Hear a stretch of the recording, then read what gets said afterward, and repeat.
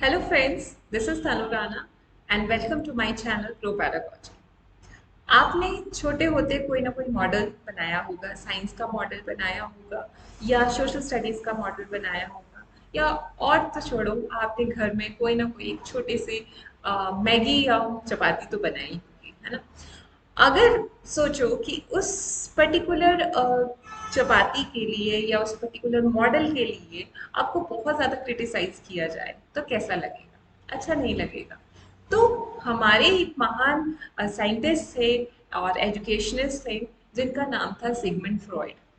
Sigmund Freud ने बहुत ही बेहतरीन थ्योरी दी थी साइको एनालिसिस पे, लेकिन उन्हें बहुत ज़्यादा जो है क्रिटिसिज्म सहना पड़ा। ये क्रिटिसिज्म उन्हें क्यों सहना पड़ा, क्या था उनकी थ्योरीज में, आज हम इसी पे एनालाइज करेंगे। और बहुत ज़्यादा इम्पॉर्टेंट है, टीचिंग कॉम्पिटेटिव एग्जाम्स में बहुत ज़्यादा क्वेश्चंस जो हैं वो फ्रॉइड की थ्योरी से पूछे जाते हैं। अलग अलग कॉन्सेप्ट्स को मैंने एक स्लाइड में लाने की कोशिश की है, ज़रा समझते हैं। तो आज की क्लास में हम समझेंगे कौन थे सिगमंड फ्रॉइड, क्या स्ट्रक्चर दिया था उन्होंने माइंड का, इद ईगो एंड सुपर ईगो कैसे रिलेट करती है हमारी पर्सनालिटी के साथ, साइकोडायनेमिक मॉडल क्या था, फ्लो ऑफ लिबिडो क्या था फ्रॉइड के हिसाब से, स्टेजेस कौन कौन सी दी थी साइकोसेक्सुअल डेवलपमेंट की, साइको एनालिसिस को थेरेपी की तरह कैसे यूज कर सकते हैं, and why psycho analysis faces so many critics, contribution क्या है हमारे एजुकेशन सिस्टम में। ये बहुत ज़्यादा इम्पोर्टेंट टॉपिक्स हैं। आपके जितने भी पेपर्स होते हैं टीचिंग से रिलेटेड, उन सब के लिए ये इम्पोर्टेंट क्वेश्चन जो है वो रहेंगे। Who was Sigmund Freud? कौन थे सिगमंड फ्रॉइड? सिगमंड फ्रॉइड एक फिजियोलॉजिस्ट थे, एक मेडिकल डॉक्टर थे, एक साइकोलॉजिस्ट थे और एक बहुत ही 20th सेंचुरी के महान इन्फ्लुएंशियल थिंकर थे। इनको फादर ऑफ साइको एनालिसिस भी कहा गया क्योंकि इन्होंने एक स्कूल को ओरिजिनेट किया था जिसका नाम था psycho analysis, school of psycho analysis. Psycho analysis का मतलब क्या है? साइको एनालिसिस का मतलब है कि हम बातचीत करते करते जब चीज़ों को पता करते हैं, उसके अंदर मतलब सामने वाले पर्सन का इंटरेस्ट, उसके नेगेटिविटी, उसकी स्ट्रेंथ को पता करने की कोशिश करते हैं, तो उसे कहते हैं साइको एनालिसिस। साइको एनालिसिस जो स्कूल था वो बाकी स्कूल से बहुत ज़्यादा डिफरेंट था। उन इनके जो आइडियाज थे जो सिगमंड फ्रॉइड ने दिए थे, ये बाकी सभी स्कूल से बहुत ज़्यादा डिफरेंट थे।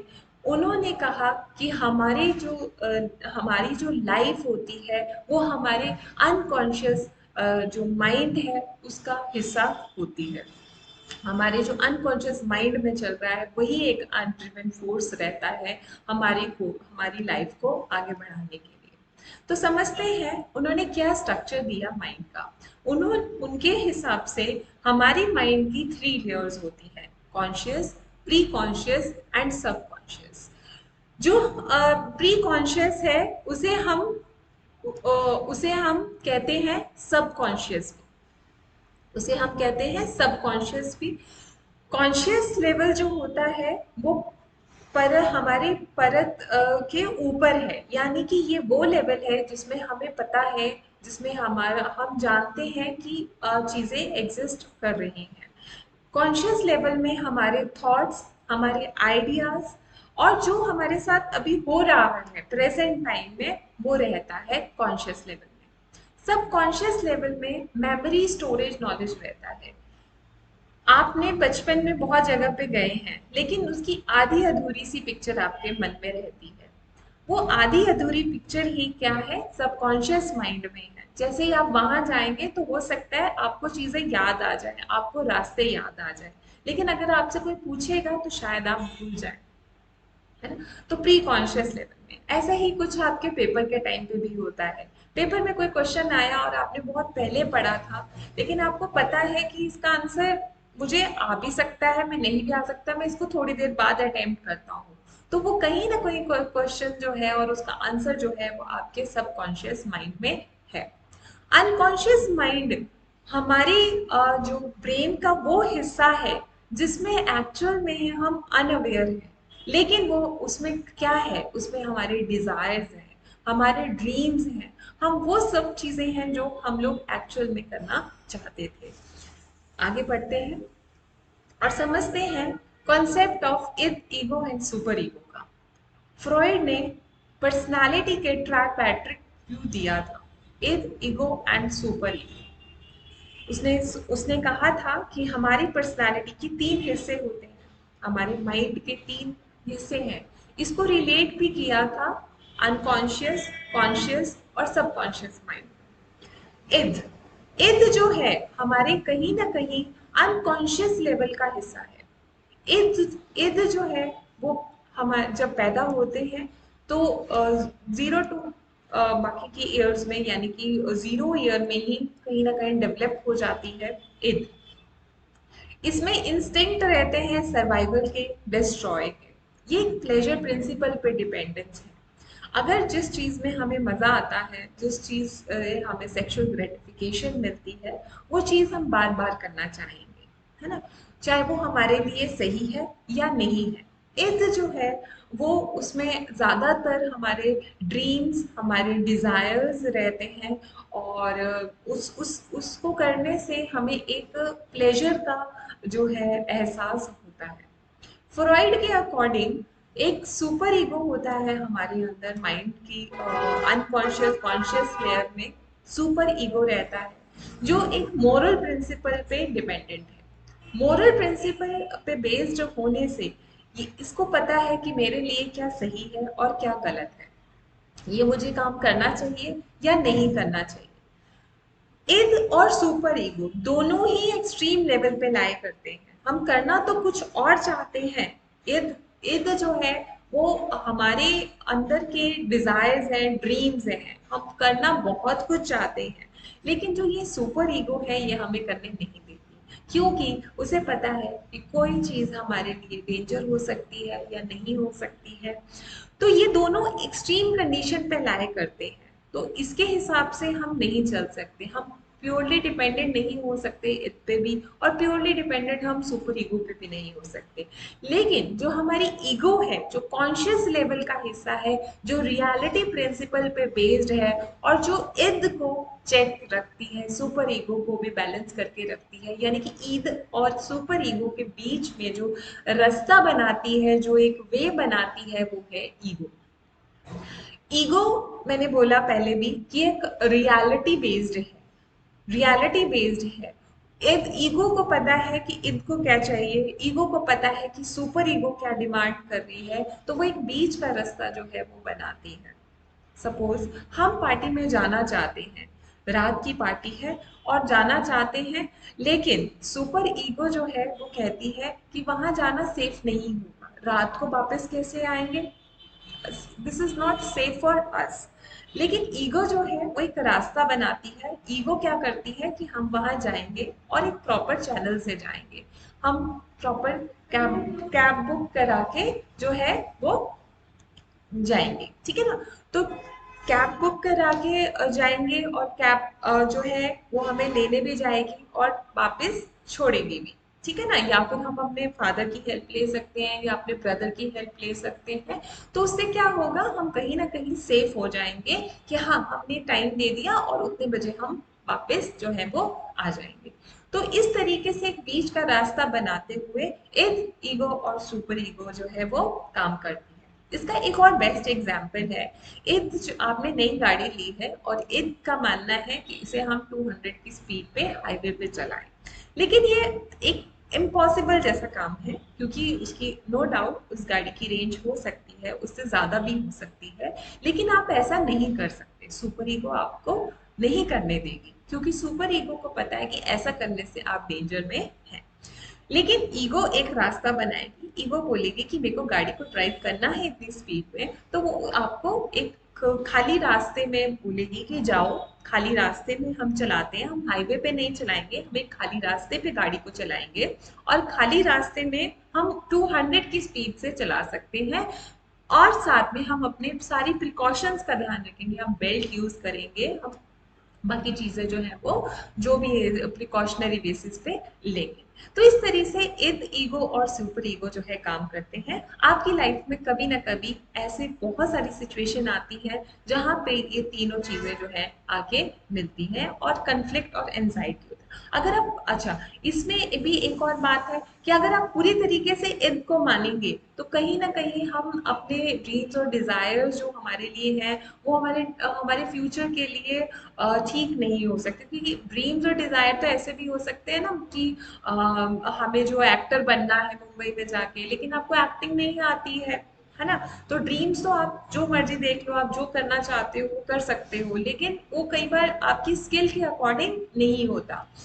सुपर ईगो की अगर पूरी तरीके से मानेंगे तो हम कभी कुछ कर ही नहीं पाएंगे, क्योंकि सुपर ईगो जो है वो सब जानती है, वो पॉजिटिव नेगेटिव उसे पता है कि इस चीज में डेंजर है और इस चीज में रिलैक्सेशन है। तो हम पूरी तरीके से सुपर ईगो के बेस पे भी नहीं चल सकते हैं, क्योंकि फिर हम लाइफ का जो टेस्ट है वो नहीं ले पाएंगे। तो कहीं ना कहीं ईगो जो है वो हमें लाइफ को आगे परस्यू करने में हेल्प करती है। आगे देखते हैं psychodynamic model which is given by Freud, और उन्होंने बताया कि कैसा बिहेवियरल प्रोसेस रहेगा। अगर बच्चा जो है अपना लाइफ टाइम में, जो छोटा बच्चा होता है और उसे सेक्सुअल ग्रेटिफिकेशन नहीं मिला, सपोज उसे उसे माँ का दूध नहीं मिला है, तो कहीं ना कहीं उसका सेक्सुअल ग्रेटिफिकेशन जो है वो कंप्लीट नहीं हुआ, उसकी जो लिबिडो एनर्जी है वो क्या हो गई, ब्लॉक्ड हो गई। लिबिडो वर्ड यूज किया था इसने सेक्सुअल अर्जीज के लिए। तो जो लिबिडियन एनर्जी थी वो कहीं ना कहीं क्या हो गई, ब्लॉक्ड हो गई। अगर वो लिबिडियन एनर्जी ब्लॉक्ड होती है तो वो जाता है डेथ इंस्टिंक्ट्स पे, जिसे हम थैनाटोस बोलते हैं। और ये एक ऐसी इम्पल्स होती है जो डिस्ट्रक्शन की तरफ जाएगी और क्रिएट करेगी कंफ्लिक्ट और एंजाइटी को, ठीक है ना। और लाइफ इंस्टिंक्ट्स की बात करें तो लाइफ इंस्टिंक्ट जो है वो रिलेट करेगा इरोज से। इसको इरोज भी बोलते हैं। क्वेश्चन आता भी है, क्वेश्चन बहुत बार पूछा गया है कि लाइफ इंस्टिंक्ट को क्या कहते हैं, इसे कहते हैं इरोज, और डेथ इंस्टिंक्ट को कहते हैं थैनाटोस। अगर लिबिडियन एनर्जी ब्लॉक्ड नहीं है, फ्लो में है, तो that is impulse to live, तो हमें फोकस मिलेगा आगे बढ़ने के लिए, हम जिएंगे। और अगर अगर हमारी एनर्जीज जो है वो ब्लॉक्ड हो गई है, सेक्सुअल ग्रेटिफिकेशन नहीं हुआ है, तो डेथ इंस्टिंक्ट को वो प्रमोट करेगा। और साथ ही साथ एंजाइटी, कन्फ्लिक्ट्स वगैरह जो है वो आएंगे। इसको थोड़ा सा और समझते हैं और फ्लो ऑफ लिबिडो समझते हैं। फ्लो ऑफ लिबिडो में अगर फ्लो आउटवर्ड है, आउटवर्ड इन द सेंस कि सेक्सुअल ग्रेटिफिकेशन है, तो प्लेजर प्रिंसिपल रहेगा और आप लाइफ को फुली जो है वो क्या कर रहे हैं, इंजॉय कर रहे हैं। और आपकी जो पर्सनालिटी है वो बहुत ही ज्यादा पॉजिटिव रहेगी, एम्पैथेटिक रहेगी टुवर्ड्स अदर। लेकिन अगर फ्लो इनवर्ड है, इनवर्ड इन द सेंस कि कहीं ना कहीं जो सेक्सुअल अर्जीज है वो कंप्लीट नहीं हुई, सेक्सुअल ग्रेटिफिकेशन अर्ली एजेस में, कि हम नेक्स्ट उसमें पढ़ेंगे कि कितनी स्टेजेस थी और कैसे कैसे सेक्सुअल ग्रेटिफिकेशन जो है फ्रॉइड के हिसाब से हुआ। तो अगर कहीं पे भी वो लिबिडो एनर्जी जो है ब्लॉक होती है या इनवर्ड हो जाती है, तो कहीं ना कहीं वो चीज जो है वो सेल्फ लव, सेल्फ इंडल्जेंस और नार्सिसम में कन्वर्ट हो सकती है। अगर पाथ ब्लॉक हो गया है, अगर पाथ ब्लॉक हो गया है तो इट मे बिकम स्टेगनेंट। अगर पाथ बहुत ज्यादा ब्लॉक है तो रिग्रेस्ड पर्सनालिटी के रूप में आएगा। तो वो जो पर्सन है वो एंटी सोशल भी हो सकता है, वो लोगों के लिए एम्पैथेटिक नहीं होगा, वो एक पॉजिटिव पर्सनालिटी, उसमें नेगेटिव पर्सनालिटी ज्यादा झलकेगी, क्योंकि जो उसके साथ हुआ है वो कभी भी ट्रस्ट जो है वो किसी पे बिल्ड नहीं कर पाता। इस तरीके से एंजाइटी, कन्फ्लिक्ट्स हो सकते हैं। और सम टाइम्स अगर लिबिडो डिफ्लेक्टेड है, तो लिबिडो अगर डिफ्लेक्टेड है तो प्लेजर लेने के लिए वो डिफरेंट मीन्स जो है वो यूज करता है, जो कि बहुत ही ज्यादा डेंजर हो सकती है। साइकोसेक्सुअल डेवलपमेंट में फ्रॉइड ने 5 स्टेजेस दी थी। First one is oral stage. Oral stage में जो माउथ है, माउथ के थ्रू सेक्सुअल ग्रेटिफिकेशन जो है वो होता है बेबी को। जो बच्चा जब छोटा होता है, तो यानी कि 0 to 1 ईयर में ओरल स्टेज आती है हमारी। ओरल स्टेज में माउथ यानी कि माउथ से सेक्सुअल ग्रेटिफिकेशन यानी कि सकिंग करके जो बच्चा है वो एक अपनी डिजायर जो है वो पूरी करता है और उसे बहुत ही ज्यादा प्लेजर जो है वो अपनी मदर से मिलता है या निपल सक करके भी उसे मिलता है। अगर इस लिबिडियन एनर्जी को ब्लॉक कर दिया जाए यानी कि अगर उसे निपल या माँ का दूध नहीं दिया गया तो इस टाइम पे उसकी लिबिडियन एनर्जी क्या हो जाएगी, ब्लॉक हो जाएगी। और ब्लॉक होने से उसका क्या होगा कि वो जब बड़ा होगा तो जब स्ट्रेस में होगा तो वो स्मोकिंग, च्युइंग, ओवर ईटिंग और या फिर समटाइम्स थम सकिंग भी देखा गया है अर्ली लेट लेट चाइल्डहुड में देखा जाता है, लेट चाइल्डहुड में देखा जाता है कि थम सकिंग करते हैं बच्चे, तो वो भी इसी इसी का कारण हो सकता है अकॉर्डिंग टू द फ्रॉइड। तो हमारा ऑर्गन है वो है एनएस।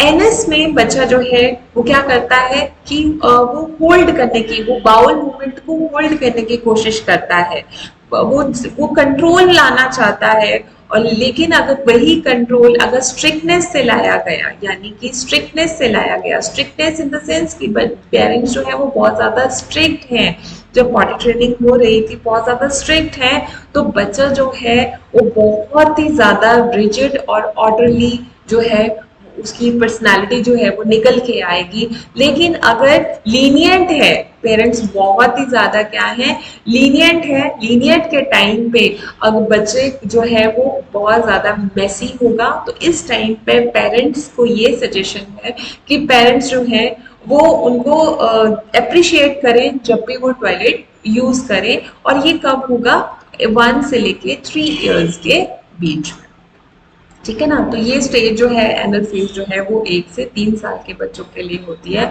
और कहीं पे भी एनल फेज फिक्सेशन हुआ तो बच्चा जो है वो एक नेगेटिव पर्सनालिटी में निकल के आएगा। फेलिक फेज में उन्होंने बताया, फेलिक फेज में ऑपोजिट जो करेक्टर्स हैं वो अट्रैक्ट होते हैं।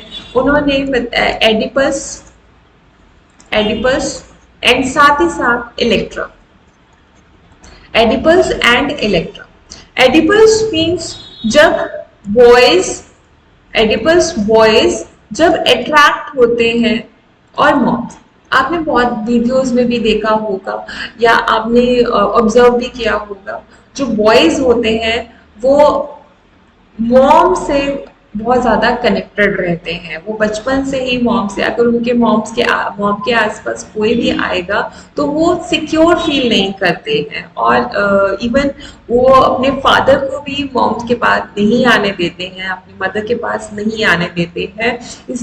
इसको जो है उसने फ्रॉइड ने एडिपस का नाम दिया। और इलेक्ट्रा क्या था, गर्ल्स, गर्ल्स से रिलेटेड था कि गर्ल्स जो है वो अपने फादर, अपने पापा के लिए जो है काफी ज्यादा पोजेसिव होता है। तो ये एक तरीके का ऑपोजिट जो अट्रैक्शन है इसे नाम दिया फेलिक फेज में, फेलिक फेज में एडिपस एंड इलेक्ट्रा। यहाँ पे किसी भी तरीके का जो है ब्लॉक नहीं होना चाहिए। अगर ये ब्लॉक होता है तो बच्चा जो है वो बहुत ज्यादा सेल्फ लव में इंडल्ज हो सकता है। लेटेंट फेज की बात करते हैं। लेटेंट फेज जो है उसमें जो रहेगा वो ये है कि बच्चा जो है हॉबीज, अभी उसे बिल्कुल भी सेक्सुअल एक्टिविटीज में इंडल्जेंस नहीं है।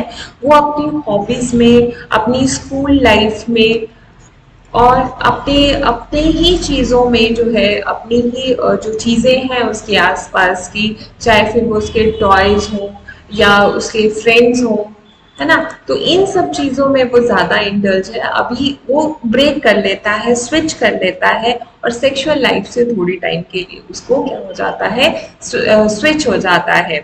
जेनिटल फेज में ऑपोजिट सेक्स के लिए, ऑपोजिट सेक्स के लिए बहुत ही ज्यादा अट्रैक्शन जो है वो जेनिटल फेज में रहेगी। और यहाँ पे जो है बहुत ही स्ट्रॉन्ग कनेक्शन जो है, सेक्सुअल कनेक्शन जो है वो बनाने की वो कोशिश करता है। तो इस तरीके से ये 5 फेजेस जो है वो फ्रॉइड ने दी थी। Oral stage, anal phase, phallic phase, latent phase and genital phase. आप इसको ऐसे भी याद कर सकते हैं, OAPLG। इस तरीके से आपने याद करना है इसको। Old adult people love grapes. Old adult people love grapes, ये निमोनिक है, आप चाहे तो इसे यूज कर सकते हैं। और ये स्टेजेस जो है ये फ्रॉइड ने दी थी। और भी बहुत सारी थ्योरीज हैं जिसमें इस साइकोसेक्सुअल डेवलपमेंट की बात की है। और इसके लिए एरिक एरिक्सन है, एरिक एरिक्सन ने 8 स्टेजेस जो है वो इस पे दी है साइकोसेक्सुअल डेवलपमेंट पे। आगे चलते हैं, psychoanalysis as a therapy.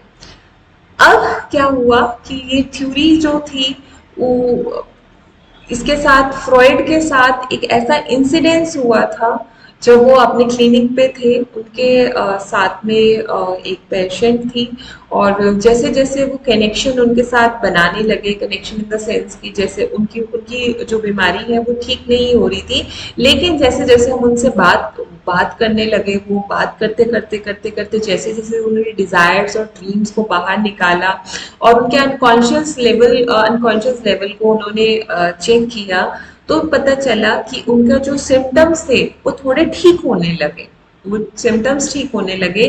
तो यही एक थ्योरी थी साइको एनालिसिस, जिसे टॉक थेरेपी भी कहा जाता है। इसे टॉक थेरेपी भी कहते हैं, और ये बहुत ही ज़्यादा फेमस है। और अब गाइडेंस एंड काउंसलिंग में भी टॉक थेरेपी जो है वो यूज़ की जाती है। इसमें क्या होता है, हम सब्जेक्ट के साथ एक रैपिड बनाते हैं, फिर उसके एनालाइज करने की कोशिश, मतलब एक कनेक्शन बनाते हैं सब्जेक्ट के साथ, फिर एनालाइज करते हैं। कैसे करेंगे?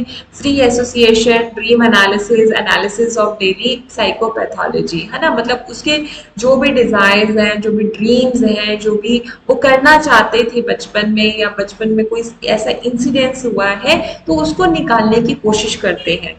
उसके बाद जब ये सब चीजें हम कलेक्ट कर लेते हैं, जब छोटी छोटी चीजें कलेक्ट कर लेते हैं, फिर हम उस चीज को एक थ्योरी बनाने की कोशिश करते हैं, एक सिंथेसाइज करते हैं कि ये इसके अंदर जो ये स्ट्रेस है वो क्यों है, और उसकी जो मेंटल इलनेस है उसको सिंथेसाइज करते हैं। और उसके बाद हम ब्रेकिंग द रैपिड, उसको सिंथेसाइज इन द सेंस उसको ठीक करने की कोशिश करते हैं। पर्सन को भी अवेयरनेस आती है कि उसके डिजायर्स, ड्रीम्स और उसका मोटिव क्या है लाइफ का, तो इस तरीके से उसे समझ आ जाती है, और इस तरीके से उसका जो मोटिवेशन है वो बनी रहती है। आइए समझते हैं कि आखिरकार फ्रॉइड को क्रिटिसिज्म क्यों मिला। तो उसका सबसे बड़ा कारण था क्रिटिसिज्म का, कि उन्होंने जो मैनकाइंड को एक सेल्फिश प्लेजर सीकिंग एनिमल समझा था। हालांकि ऐसा नहीं है। ह्यूमन है तो ह्यूमन में एम्पैथेटिक नेचर जो है वो बहुत ज्यादा रहता है। वो सिर्फ प्लेजर सीकिंग नहीं रहता है, दूसरों की खुशी में भी हमें बहुत ज्यादा खुशी जो है वो मिलती है। उसने बहुत सारी चीजें ओवर जर्नलाइज की थी। उन्होंने ओवर एम्फेसाइज किया रोल ऑफ सेक्स को, the role of unconscious as determinant of behaviour. उन्होंने अनकॉन्शियस, जो हमारा अनकॉन्शियस, सिर्फ वही हमारे बिहेवियर को डिटरमाइन करता है, ऐसा नहीं है। हमारी बहुत सारी कॉन्शियस एक्टिविटीज जो होती हैं वो बहुत थॉटफुल होती है, और वो कहीं ना कहीं हमारी लाइफ को जो है वो लीड करती हैं। और सबसे बड़ी बात ये थी कि इनकी जो थ्योरी थी वो एम्पेरिकल बेस्ड नहीं थी, यानी कि उन्होंने ऐसा कोई भी एक्सपेरिमेंट नहीं किया था। उनकी जो थ्योरी थी वो केस बेस्ड थी, केस बेस्ड यानी कि केस स्टडी बेस्ड थ्योरी थी।